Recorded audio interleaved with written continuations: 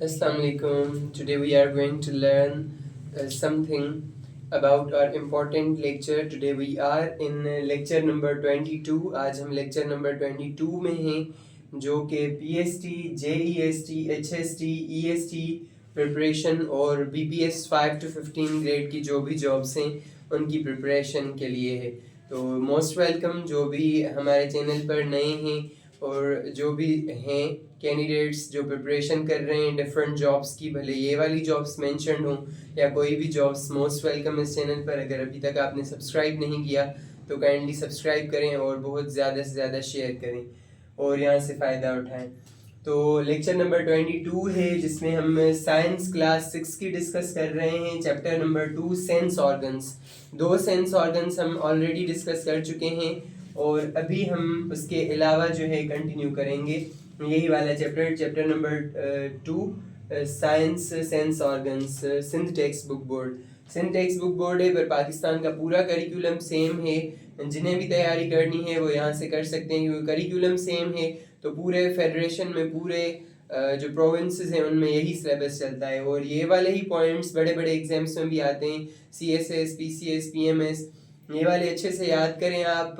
ये वीडियो चलती रहे और आप इसे रिवाइज करते रहें। ये तमाम पॉइंट्स आपके जहन में बहुत अच्छे तरीके से आ जाएंगे और इन पॉइंट्स को समझने की कोशिश करें तो आपको बहुत क्लियरली ये आपके माइंड में बैठ जाएंगे। तो आज का हमारा पहला पॉइंट है ear drum is present in the middle ear. हमने पहले डिस्कस किया था कि जो ईयर होता है इसके 3 पार्ट्स होते हैं, आउटर ईयर, मिडिल ईयर और इनर ईयर। अभी ईयर ड्रम है जो ईयर का एक हिस्सा होता है। ईयर ड्रम मिडिल ईयर में मौजूद होता है। बाहर वाला जो होता है उसे पिन्ना कहते हैं, जो बाहर से होता है उसके बीच में होता है और एक अंदरूनी होता है। तो जो ईयर ड्रम होता है वो हमारे मिडिल ईयर का हिस्सा होता है।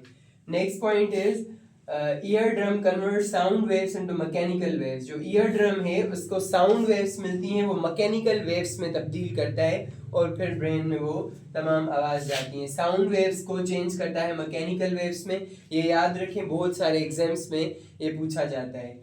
There are 3 bones of middle ear. जो मिडिल ईयर है, बीच वाला कान है जो अंदर है, उसके 3 बोन्स होते हैं, मैलियस, इंकस और स्टेपिस। स्टेपिस की खास बात यह है कि पूरे जिस्म की सबसे छोटी हड्डी स्टेपिस कहलाती है।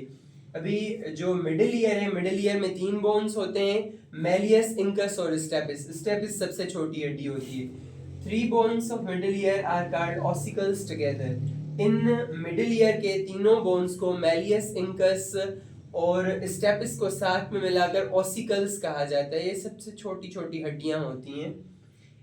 The main function of ossicles is to increase the sound pressure। अभी ये जो तीनों ossicles हैं उनका सबसे अहम काम होता है साउंड प्रेशर को बढ़ाना। मेलियस, इंकस और स्टेपिस जो मिडिल ईयर की 3 हड्डियां हैं उनका सबसे अहम काम होता है साउंड प्रेशर को बढ़ाना हमारे कान में। Inner ear is mostly made of liquid. जो इनर ईयर है अंदर वाला वो ज्यादातर लिक्विड का बना होता है। जो मैटर है वो 3 स्टेट्स में होता है, solid, liquid and gas. Solid वो होता है जो सख्त होता है, लिक्विड वो होता है जो पानी के जैसा होता है और जो थर्ड होता है वो गैस होता है। तो जो इनर ईयर है, अंदर वाला कान, वो ज्यादातर लिक्विड का बना होता है।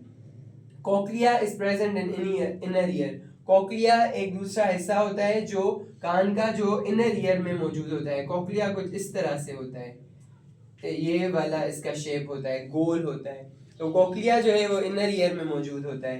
कॉक्लिया और auditory nerves carry sound information from cochlea of the inner ear to brain. जो कॉक्लिया होता है उसे ऑडिटरी नर्व्स भी कहते हैं। ऑडिटरी नर्व्स या कॉक्लिया मिलाकर साउंड की जो भी इंफॉर्मेशन हमारे कानों तक पहुंचती है, पिन्ना तक पहुंचती है, वो इंफॉर्मेशन लेकर जाता है ब्रेन तक। कॉक्लिया या ऑडिटरी नर्व्स जो भी पिन्ना में आवाजें आती हैं वो लेकर जाता है ब्रेन तक। ब्रेन से इसकी कनेक्टिविटी होती है। ये हो गया ईयर कंप्लीट हमारा जो हमने कंटिन्यू किया था। अभी हम नोज पर जाएंगे। The inside of the nose is called nasal cavity. जो पूरा नोज है, जो अंदर वाला हिस्सा है उसका, जहाँ से सांस लेते हैं, पूरे नोज को जो अंदर वाला हिस्सा है नोज का उसे नेसल कैविटी कहते हैं। Nasal cavity. Special receptors that are sensitive to odor molecules are located at the roof of the nasal cavity.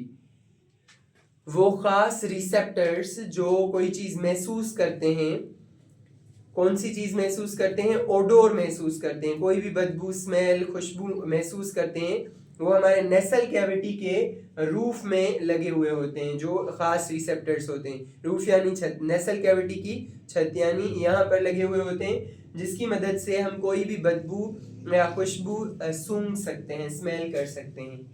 Olfactory bulb is the part of brain that receives signals from odor receptors. हमारे दिमाग का एक हिस्सा होता है जिसे olfactory bulb कहते हैं। ओल्फैक्टरी बल्ब हमारे दिमाग का वो हिस्सा होता है जो ओडोर रिसेप्टर्स से इंफॉर्मेशन लेता है। ओडोर रिसेप्टर्स क्या होते हैं? बदबू लेने वाले रिसेप्टर्स जो बदबू हमें सुंघाते हैं, फील करवाते हैं। तो जो ओल्फैक्टरी बल्ब होता है वो हमारे दिमाग का वो हिस्सा है जो सिग्नल्स देता है ओडोर रिसेप्टर्स से। Tongue receptors can smell for receptors, जो टंग के रिसेप्टर्स होते हैं वो रिसेप्टर्स को स्मेल कर सकते हैं। The tongue is a muscular organ, जो टंग है वो एक मस्क्यूलर ऑर्गन है, मसल्स, मशकों की बना हुआ एक उज़्वा है हमारा।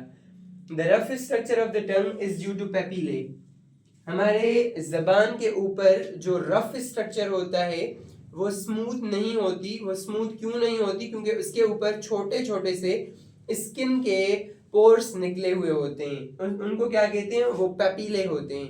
पेपिले निकले हुए होते हैं जिसकी वजह से वो स्किन सॉफ्ट नहीं होती। अगर स्किन यहाँ से छुई जाए अपनी जबान से तो वो सॉफ्ट लगेगी, पर हमारी टंग सॉफ्ट नहीं होती क्योंकि उसके ऊपर छोटे छोटे से पेपिले निकले हुए होते हैं। Taste buds containing taste receptors are present between papillae, जो टेस्ट बर्ड्स होते हैं जिनकी मदद से हम किसी भी चीज़ को चख सकते हैं, टेस्ट बर्ड्स में टेस्ट रिसेप्टर्स होते हैं जो हमें चखने के काबिल बनाते हैं, वो पेपिले में मौजूद होते हैं।